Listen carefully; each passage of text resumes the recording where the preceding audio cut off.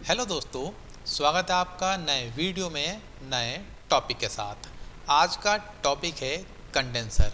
इससे पहले के वीडियो में हमने जाना था सरफेस कंडेंसर क्या होता है और ये कितने टाइप के होते हैं।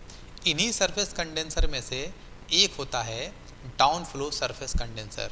आज की वीडियो में हम जानेंगे डाउन फ्लो सरफेस कंडेंसर कैसे काम करता है और इसके कौन कौन से पार्ट्स होते हैं। तो शुरू करते हैं आज के वीडियो को। तो सबसे पहले हम जानेंगे डाउन फ्लो सरफेस कंडेंसर के कौन कौन से पार्ट्स होते हैं। तो आप देखेंगे ये है कंडेंसर का फ्रंट व्यू और ये है कंडेंसर का साइड व्यू। तो यह आप यहाँ देखेंगे, यहाँ से है हमारा स्टीम का इनलेट, यानी कि जो स्टीम टरबाइन से निकलेगी वो यहाँ से कंडेंसर में एंट्री करेगी। ये है ट्यूब प्लेट, ये है वाटर बॉक्स, ये है कंडेंसेट, ये है एयर एक्सट्रैक्शन पंप, यहाँ से है हमारा कूलिंग वाटर का इनलेट। और जब ये कूलिंग वाटर इस स्टीम को कंडेंस कर देगा उसके बाद गर्म हो जाएगा और फिर ये यहाँ से आउटलेट लेगा, यानी कि यहाँ से बाहर निकलेगा। ये है बेफल प्लेट और ये आप देख रहे हैं ये है वाटर ट्यूब। इस एनिमेशन में हम समझेंगे कि ये कंडेंसर कैसे काम करता है। तो आप इस एनिमेशन में देख सकते हैं, इसमें जो स्टीम है वो कंडेंसर के ऊपर से इस कंडेंसर के अंदर एंट्री करती है और इसका जो फ्लो होता है वो डाउनवर्ड होता है, इसलिए इस कंडेंसर का नाम है डाउन फ्लो सरफेस कंडेंसर। और आप देखेंगे यहाँ पर जो वाटर का फ्लो है वो इस तरीके से है, यानी कि स्टीम का फ्लो और वाटर का फ्लो एक दूसरे के परपेंडिकुलर है। इसी कारण से इस कंडेंसर को एक दूसरे नाम से भी जानते हैं, वो नाम है क्रॉस फ्लो सरफेस कंडेंसर। यहाँ से हमारा कूलिंग वाटर एंटर हो रहा है और इस वाटर ट्यूब में जा रहा है और धीरे धीरे ये आप देखेंगे यहाँ से फिर यहाँ पर इस तरीके से ये फ्लो करता है और स्टीम इन ट्यूब्स के ऊपर फ्लो करती है। इन दोनों के बीच में डायरेक्ट कांटेक्ट नहीं होता है, केवल जो स्टीम है इन ट्यूब की सरफेस पर टच होकर नीचे की ओर कंडेंस होती जाती है और कंडेंस होने के बाद ये स्टीम लिक्विड में कन्वर्ट हो जाती है और यहाँ पर लगा होता है हमारा कंडेंसेट एक्सट्रैक्शन पंप और ये पंप इस स्टीम को हॉट वेल में भेज देता है और हॉट वेल से ये कंडेंसेट हमारा फिर से बॉयलर में पहुंच जाता है।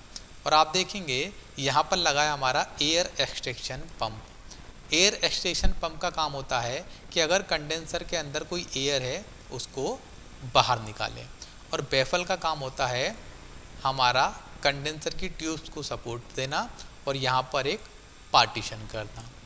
आप देखेंगे जब ये कूलिंग वाटर इस स्टीम के कांटेक्ट में आएगा तो स्टीम तो ठंडी होकर लिक्विड में कन्वर्ट हो जाएगी, लेकिन ये जो कूलिंग वाटर है गर्म हो जाएगा और ये कूलिंग वाटर गर्म होने के बाद इस वाटर आउटलेट से बाहर निकल जाएगा और ये चला जाएगा कूलिंग टावर में, जहाँ पर ये ठंडा होगा और फिर से यही प्रक्रिया चालू हो जाएगी। अगर आप किसी इंडस्ट्रीज़ में जाएंगे तो वहाँ पर ये कंडेंसर आपको ऐसा मिलेगा, यानी कि ये जो ट्यूब है आपको ऐसे देखने को मिलेंगी और ये ट्यूब स्टील की होती हैं और कहीं कहीं पर टाइटेनियम की भी होती हैं। इस एनिमेशन हम पूरी तरीके से समझ सकते हैं कि किस तरीके से कंडेंसर का जो कंडेंसिंग प्लांट है वो कैसे काम करता है। तो आप देखेंगे ये है हमारा बॉयलर, बॉयलर से स्टीम बनती है और उस स्टीम से चलती है टरबाइन। टरबाइन को चलाने के बाद स्टीम आती है हमारा कंडेंसर के अंदर। इस कंडेंसर के अंदर आप जो पानी है देखेंगे वो आ रहा है कूलिंग टावर से, और ये जो पानी और स्टीम आपस में यहाँ पर हीट एक्सचेंज करेंगे, जिसके दौरान जो स्टीम होगी वो लिक्विड में कन्वर्ट हो जाएगी, जो यहाँ से निकलकर हॉट वेल में इकट्ठी हो जाएगी। और ये जो लिक्विड है वो फीड पंप की मदद से फिर से बॉयलर में चला जाएगा। इसका फ़ायदा ये होता है कि हमारा जो बॉयलर है वो कम फ्यूल खर्च करेगा स्टीम को बनाने में, जिससे हमारे बॉयलर की जो इफ़िशियंसी है वो बढ़ जाती है। और ये जो पानी है वो फिर गर्म हो जाएगा, क्योंकि उसने क्या करा है, स्टीम की हीट को एब्जॉर्ब कर लिया है। और ये पानी इस पंप की मदद से फिर से कूलिंग टावर में चला जाएगा, और इस कूलिंग टावर में ये पानी फिर से ठंडा हो जाएगा, और ये पानी ठंडा होने के बाद फिर से कंडेंसर में चला जाएगा, और ये प्रोसेस कंटिन्यू चलती रहती है। तो आई होप आपको समझ में आया होगा कि डाउन फ्लो सरफेस कंडेंसर कैसे काम करता है। अगर आपको कोई भी डाउट है तो आप कमेंट बॉक्स में लिखकर पूछ सकते हैं। तो मिलते हैं नए वीडियो में नए टॉपिक के साथ।